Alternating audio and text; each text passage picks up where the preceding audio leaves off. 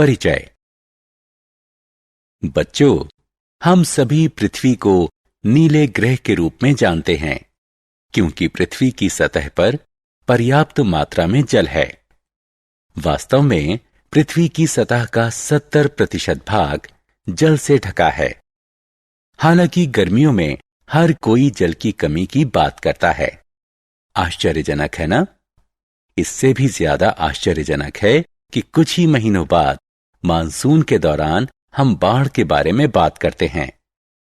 इस पाठ में हम पृथ्वी पर सूखा और बाढ़ के प्रभावों के बारे में पढ़ेंगे। हम इन समस्याओं को हल करने के उपाय भी सीखेंगे।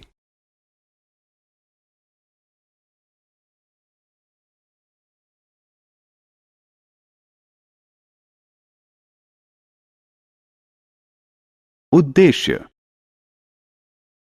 इस पाठ के अंत में आप निम्न करने में सक्षम हो जाएंगे: भारी वर्षा के प्रभाव को जानना, लंबे समय तक वर्षा न होने के परिणाम का वर्णन करना, वर्षा जल संचयन के बारे में बताना, वर्षा जल संचयन के विभिन्न तरीके बताना। वर्षा का जल कहां जाता है? क्या आपको कभी आश्चर्य हुआ है कि वर्षा का जल पृथ्वी पर पहुंचने के बाद कहां जाता है?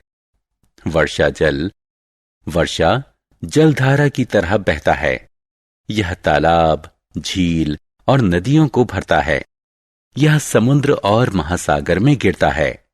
बर्फ पर्वतों पर गिरती है और बाद में जल के रूप में पिघल जाती है।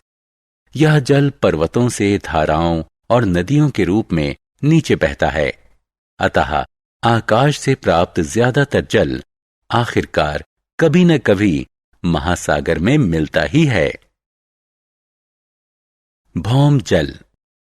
समस्त वर्षा जल प्रवाहित होकर नदियों में और अंततः महासागर में नहीं जाता। इसका कुछ भाग मृदा द्वारा अवशोषित कर लिया जाता है। इस जल को भौम जल कहते हैं। भौम जल बहुत से झीलों और कुओं के जल का स्रोत है। हैंडपंप और ट्यूबवेल उपभोग के लिए इसी स्रोत से जल उपलब्ध कराते हैं। हालांकि भौम जल के अत्यधिक उपभोग के कारण यह कम होता जा रहा है। परिणाम स्वरूप भौम जल प्राप्त करने के लिए हमें गहरी से गहरी खुदाई करनी पड़ती है। उन क्षेत्रों में जहां वनस्पतियां बहुत कम होती हैं या बिल्कुल नहीं होती, वहां की ऊपरी मिट्टी भुरभुरी होती है और वर्षा जल के साथ आसानी से बह जाती है। ऐसे क्षेत्र पत्थरों से ढक जाते हैं। परिणाम स्वरूप धरातल में वर्षा जल का निस्संयदन कम होता है। यह भौम जलस्तर में कमी का कारण भी बनता है। जब भारी वर्षा होती है तब क्या होता है? हमारे देश में अधिकतर वर्षा जून, जुलाई और अगस्त के महीने में होती है। यह हमें गर्म और उमस भरी गर्मी से राहत देती है। बहुत सी फसलों की बुआई मानसून पर निर्भर होती है। लेकिन क्या होता है जब बहुत भारी बारिश होती है? अत्यधिक वर्षा के कारण तालाबों, झीलों और नदियों के जलस्तर में वृद्धि हो जाती है, जिससे इनमें जल उमड़ने लगता है। इन जलाशयों में जल का उसकी सामान्य सीमा से अधिक प्रवाह को बाढ़ कहते हैं। बाढ़ फसलों को हानि पहुंचाती है और लोगों और संपत्ति को भी क्षति पहुंचाती है।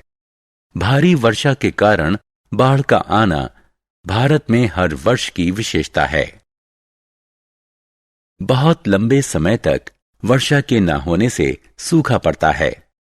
क्या आपने ध्यान दिया है कि यदि लंबे समय तक वर्षा ना हो तो क्या होता है? जब लंबे समय तक वर्षा नहीं होती तब मृदा नियमित रूप से वाष्पीकरण और प्रस्वेदन के माध्यम से जल खोती है।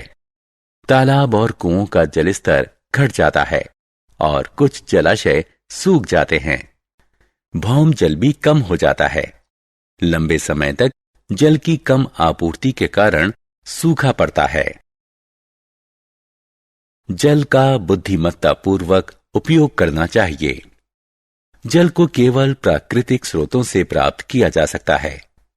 पृथ्वी पर उपलब्ध जल का एक बहुत छोटा सा भाग पादपों, जीवों और मनुष्यों के उपयोग के योग्य है। विश्व की बढ़ती हुई जनसंख्या के अनुसार योग्य जल की मांग बढ़ती जा रही है। आने वाले वर्षों में इसके अभाव के बढ़ने की संभावना है।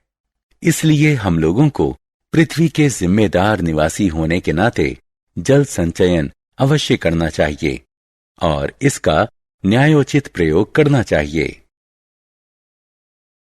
वर्षा जल संचयन। यदि हमारी छतों, सड़कों और पैदल पथों पर गिरे वर्षा जल को गड्ढों में गिरने देने के बजाय उसे एकत्रित और जमा कर लेते हैं तो हम जल का बहुत बड़ा भंडार बना सकते हैं। वर्षा जल को एकत्रित करने और जमा करने को वर्षा जल संचयन कहते हैं। छतों पर स्थित वर्षा जल को बाद में विभिन्न कार्यों में उपयोग के लिए पाइप से स्टोर टैंक में जमा करना चाहिए।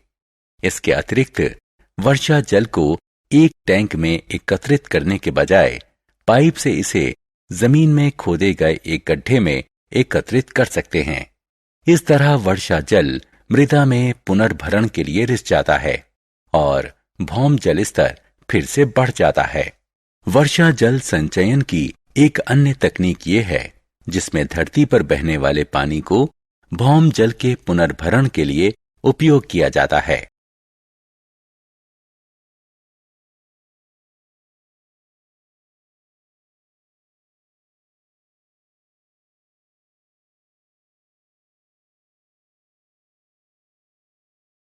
सारांश। आइए हमने जो कुछ सीखा है उसे संक्षेप में दोहराएं। अत्यधिक वर्षा के कारण बाढ़ आती है और एक समय तक वर्षा के अभाव के कारण सूखा पड़ता है। धरती पर उपयोगी जल निश्चित है, अतः इसका उपयोग बुद्धिमानी से करें।